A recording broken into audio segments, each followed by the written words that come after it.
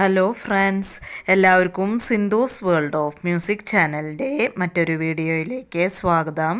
ഇന്ന് നമ്മൾ തണ്ണിമത്തം വെച്ചിട്ട് ഒരു അടിപൊളി ഡ്രിങ്കിൻ്റെ റെസിപ്പി ആയിട്ടാണ് വന്നിട്ടുള്ളത്. വേനൽക്കാലത്തും നോമ്പിൻ്റെ സമയത്തൊക്കെ കുടിക്കാൻ പറ്റിയിട്ടുള്ള നല്ലൊരു ഡ്രിങ്കാണിത്. അപ്പോൾ നമുക്ക് ഈ തണ്ണിമത്തൻ ഡ്രിങ്ക് എങ്ങനെയാണ് തയ്യാറാക്കുക എന്ന് നോക്കിയാലോ. അതിനു മുമ്പ് നിങ്ങൾ ആരെങ്കിലും എൻ്റെ വീഡിയോ ആദ്യമായിട്ടാണ് കാണുന്നതെങ്കിൽ ഒന്ന് സബ്സ്ക്രൈബ് ചെയ്യാൻ മറക്കരുത്.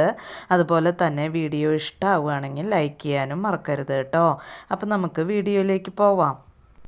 ഇപ്പോൾ തണ്ണിമത്തനൊക്കെ ചെറുതാക്കി കട്ട് ചെയ്തെടുത്തിട്ടുണ്ട്. അതുപോലെ തന്നെ ഇതിൽ നിന്ന് പറ്റണ കുരുകളൊക്കെ എടുത്ത് കളഞ്ഞിട്ടുണ്ട്. ഇനി ഇതിലേക്ക് മധുരത്തിന് ആവശ്യമായിട്ടുള്ള പഞ്ചസാര ഞാൻ ചേർത്ത് കൊടുക്കുന്നുണ്ട്. ഞാനിതിലേക്ക് 4 ടേബിൾ സ്പൂൺ പഞ്ചസാര ചേർത്ത് കൊടുക്കുന്നുണ്ട്. നമ്മൾ എടുക്കണ തണ്ണിമത്തൻ്റെ മധുരത്തിനനുസരിച്ച് വേണം പഞ്ചസാരയുടെ അളവ് തീരുമാനിക്കാനായിട്ട്. ഇപ്പോൾ തണ്ണിമത്തൻ ഇവിടെ നന്നായിട്ട് മിക്സ് ചെയ്തെടുത്തിട്ടുണ്ട്. ഇനി ഇതിലേക്ക് അവസാനമായിട്ട് കട്ടി തേങ്ങാപ്പാലാണ് നമ്മൾ ചേർത്ത് കൊടുക്കുന്നത്. ഞാനിവിടെ 2 കപ്പ് തേങ്ങാപ്പാൽ എടുത്തിട്ടുണ്ട്. അത് ഇതിലേക്ക് ചേർത്ത് കൊടുക്കുന്നുണ്ട്.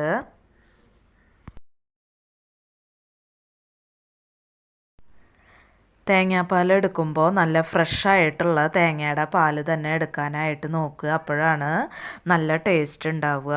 അപ്പോൾ കട്ടി തേങ്ങാപ്പാൽ ഒഴിച്ച് കൊടുക്കുമ്പോൾ നമ്മുടെ ഈ തണ്ണിമത്തൻ ജ്യൂസിന് നല്ലൊരു പ്രത്യേക ടേസ്റ്റാണ് കിട്ടുന്നത്. നന്നായിട്ടൊന്ന് മിക്സ് ചെയ്ത് കൊടുക്കുക.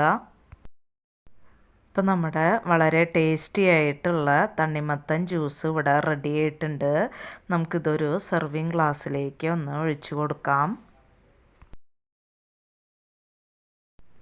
അപ്പോൾ നല്ല തണുപ്പിച്ച് കഴിക്കാനായിട്ടാണ് ഈ ജ്യൂസ് നല്ല ടേസ്റ്റ് ഉണ്ടാവുക. അപ്പോൾ നമ്മൾ ജ്യൂസ് ഉണ്ടാക്കിയതിന് ശേഷം ഫ്രിഡ്ജിൽ വെച്ചിട്ട് നല്ല തണുത്തതിന് ശേഷം സെർവ് ചെയ്ത് കഴിക്കാനായിട്ട് നല്ല ടേസ്റ്റാണ്. ഇപ്പം നമ്മുടെ സിമ്പിളായിട്ടുള്ള തണ്ണിമത്തൻ ജ്യൂസ് ഇവിടെ റെഡി ആയിട്ടുണ്ട്.